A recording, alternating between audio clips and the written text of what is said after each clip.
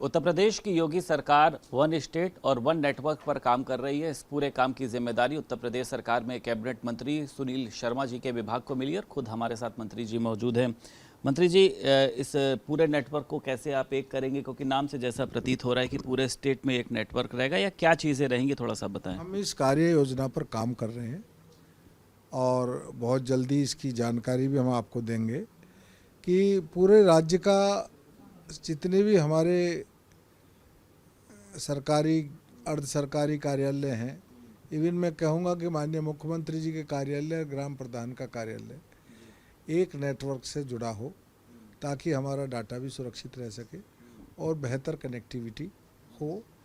जिस प्रकार से हमारी डबल इंजन की सरकार काम कर रही है, देश को प्रदेश को आगे ले जाने का काम कर रही है, माननीय योगी जी के नेतृत्व में नित्य नए टेक्नोलॉजी से जुड़ने का काम और टेक्नोलॉजी को एडमिनिस्ट्रेशन से जोड़ने का काम, एडमिनिस्ट्रेटिव सिस्टम को बिल्कुल आधुनिक तकनीकी के माध्यम से, ताकि लोगों को सुविधाजनक हो सके, समय की बचत हो सके, उस पर हम लोग काम कर रहे हैं। उसी में हमारी योजना है कि हम पूरे प्रदेश को एक नेटवर्क से जोड़ें। डाटा लीक जैसी या नेटवर्क के संबंधित क्या कोई ऐसी समस्याएं या दिक्कतों की बात सामने आई जिसके बाद आपको लगता है कि ऐसा समस्या आए तभी हम विचार करें, ये तो ठीक नहीं है।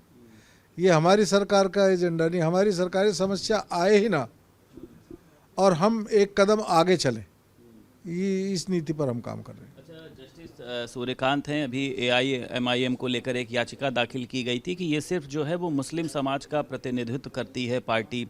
तो हाईकोर्ट से ये कहा गया है कि देश में बहुत सी पार्टियां ऐसी हैं जो क्षेत्र, जाति और धर्म के आधार पर वोट मांगती है। ये एक बड़ी राजनीतिक समस्या है, अगर किसी को दिक्कत है तो उसको सामने आना चाहिए। AIM कोई अकेली एक ऐसी पार्टी नहीं है। तो आप कैसे देखते हैं जिस तरीके से हाईकोर्ट का बयान सामने आया कि कई पार्टियां जो है वो जाति, क्षेत्र, इन सब के आधार पर वोट मांगती है? देखिएगा, माननीय उच्च न्यायालय के उस पर तो मैं कोई बयान नहीं दूंगा। उच्च न्यायालय ने जो कहा है, किस प्रसंग में कहा है, उसकी मुझको पूरी अभी मैंने उसको पढ़ा भी नहीं है। लेकिन मैं ये कहूँगा कि MIM घोर एक सांप्रदायिक पार्टी है। एक संप्रदाय के लिए जहरीले भाषण देना उस दल का जो है कार्य है। अकबरुद्दीन उनका भाई है, उसके भाषण सब लोगों ने सुने हैं, जो दूसरे धर्म के लोगों की आस्थाओं को ठेस पहुंचाते हैं। मैं यही कहूँगा कि अगर कोई दल किसी धर्म विशेष के लिए चल भी रहा है तो किसी को ये अधिकार नहीं हो सकता होना चाहिए कि वो दूसरे धर्म पर और उनकी आस्थाओं पर चोट पहुँचाए। अच्छा, विपक्ष लगातार आप लोगों पर इस तरीके के आरोप लगाता है, अखिलेश यादव हो, राहुल गांधी हो, कि आप लोग धर्म के आधार पर, जाति के आधार पर वोट मांगने का काम करते हैं। तो आप कैसे इसको दूर करेंगे? ये अखिलेश यादव जी करते थे, हम नहीं करते। हम तो सबका साथ सबका विकास माननीय मोदी जी ने कहा है, उसी पे काम करते हैं। तुष्टीकरण किसी का नहीं करते। अखिलेश यादव जी और कांग्रेस ने सदैव मुस्लिम तुष्टीकरण किया और सनातनियों का अपमान किया। राहुल गांधी को कैसे आप देखते हैं? आपको लगता है कि उनकी जो अब रायबरेली भी जा रहे हैं, पंचायत चुनाव की तैयारी करने जा रहे हैं और विधानसभा को एक मिशन के रूप में देख रहे हैं, आपको लगता है कि 27 में कुछ कमाल हो पाएगा या पंचायत चुनाव में कांग्रेस अपनी जीत दर्ज करा पाएगी? अच्छा, राहुल जी ने कांग्रेस को निपटा दिया, ये कमाल नहीं है?